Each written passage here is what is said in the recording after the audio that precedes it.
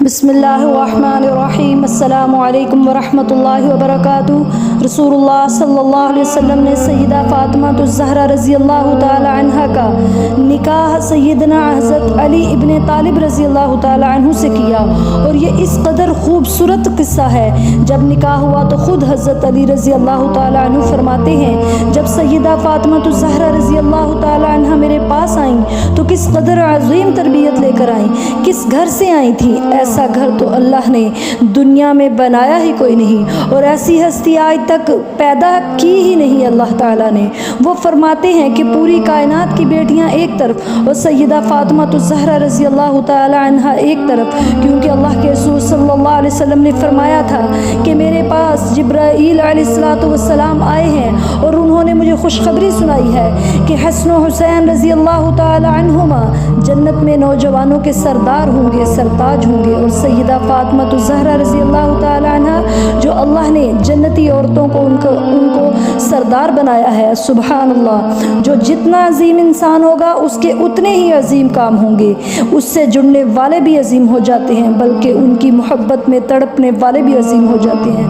اللہ تعالی ہمارے دل میں ان کی محبت ڈالے اور ان جیسی زندگی گزارنے کی توفیق عطا فرمائے۔ سیدنا علی رضی اللہ تعالی عنہ فرماتے ہیں کہ جب سیدہ فاطمہ الزہرا رضی اللہ تعالی عنہ میرے گھر آئیں تو مشکیزہ پانی کا بھر کر خود لاتی، اٹھا کر لاتی۔ مشکیزہ اٹھا کر لانے سے کندھوں پر نشان بن گئے، اور آٹے بنانے کے لیے خود چلاتی چکی کو، چلا کے چکی ہاتھوں کی ہتھیلیوں پہ چھالے بن گئے۔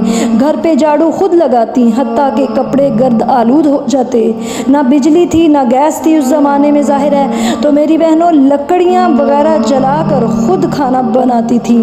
ماشاءاللہ آج گھروں میں طلاقیں ہو جاتی ہیں، گھر اجڑ جاتے ہیں، تو کس بات پر کہ لاڈ سے پالتے ہوئے سمجھتے ہیں کہ میری بیٹی جیسی دنیا میں کسی کی بیٹی ہے نہیں۔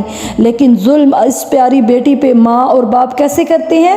اس کو زندگی گزارنے کا کوئی ڈھنگ نہیں سکھایا، اور اس کو یہ پتہ بھی نہیں کہ میرے خامند کے لیے مجھے کھانا بنانا ہے، میں نے اس کے کیا کہتے ہیں امور زندگی کے معاملات سنبھالنے ہیں۔ جواب کیا ملتا ہے؟ اچھا یہ خدمتوں کے لیے آئی ہے۔ کروڑوں بیٹیاں سیدہ فاطمہ الزہرا رضی اللہ تعالی عنہ پہ قربان ہوں۔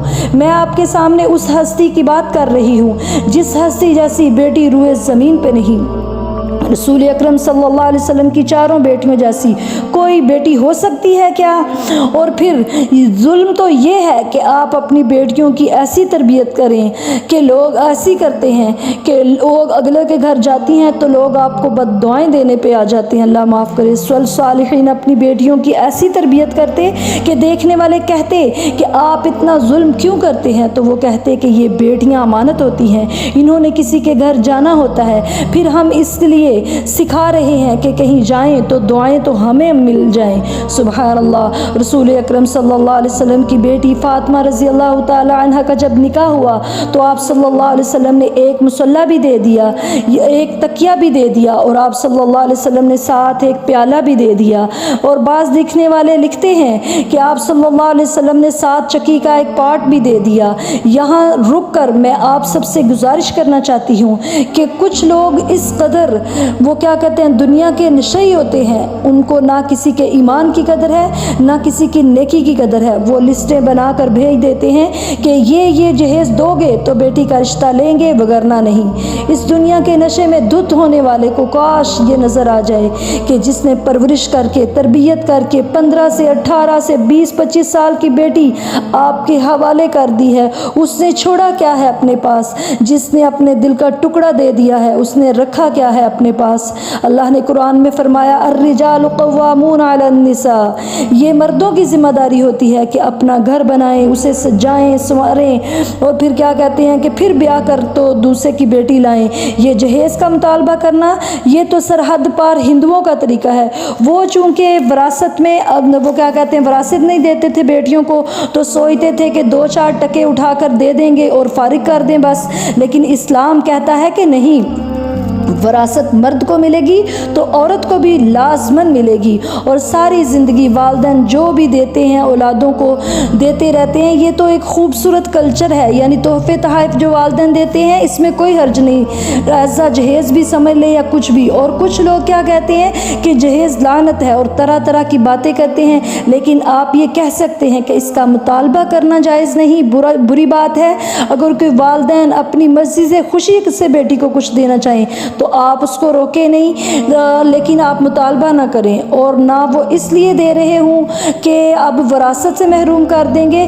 تو ایسا نہیں ہونا چاہیے کہ اگر وہ جہیز دے رہے ہیں لیکن اگر ان کی نیت وراثت سے محروم کرنا ہے تو یہ تو سراسر گناہ ہے، کیونکہ وراثت دینا تو وہ فرض ہے، ضروری ہے، ٹھیک ہے نا۔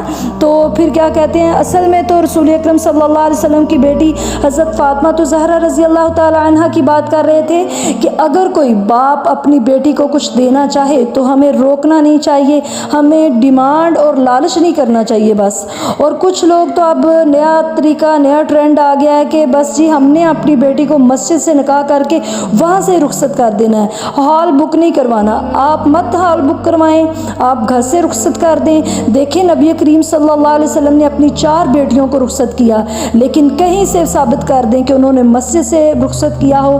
تو اس لیے یہ دین میں نئی چیزیں نہ لے کر آئیں، کیونکہ لوگ ایسی باتیں سن کر پھر دین پہ کیوں نہ تانا کشی کریں، اور پھر کیا کہتے ہیں کہ وہ یہ کہتے ہیں کہ یہ کیسا دین ہے۔ آپ اپنے گھر سے روانہ کر دیں، یا کسی کھلی جگہ سے آپ نے ارینج کیا ہوا ہے تو وہاں سے کر دیں یا ہال سے کر دیں، اس سے کوئی فرق نہیں پڑتا۔ لیکن یہ جو مسجد سے رخصت کرنے کا آپ نے نئی رسم لے کے آنی ہے، یہ بالکل بھی کہیں سے ثابت نہیں ہے دین میں۔ تو میری اللہ تعالیٰ سے دعا ہے کہ اللہ تعالیٰ ہماری بیٹیوں کے نصیب بہترین کرے، اللہ تعالیٰ ان کو کیا کہتے ہیں اگلوں کی عزت کرنے کی اور خدمت کرنے کی بھی توفیق عطا فرمائے، اور اللہ تعالیٰ وہ کیا کہتے ہیں کہ ان سے بہترین نسلیں چلیں۔ اللہ تعالیٰ ہمیں ایسی بہویں نصیب کرے کہ جس سے ایسی نسلیں چلیں کہ جو نبی کریم صلی اللہ علیہ وسلم کی سنتوں کو فالو کرنے والی ہوں۔ اللہ تعالیٰ بیٹیوں کا بھی بہترین مقدر کرے اور بیٹوں کا بھی بہترین کرے، اور دونوں آپس میں عزت کرنے والے ہوں، محبت کرنے والے ہوں، چاہت کرنے والے ہوں، اور دونوں خاندان جو ہیں وہ ان کے بہترین جو ہے اپنا سارا معاملہ چلتا رہے۔ السلام علیکم ورحمۃ اللہ وبرکاتہ۔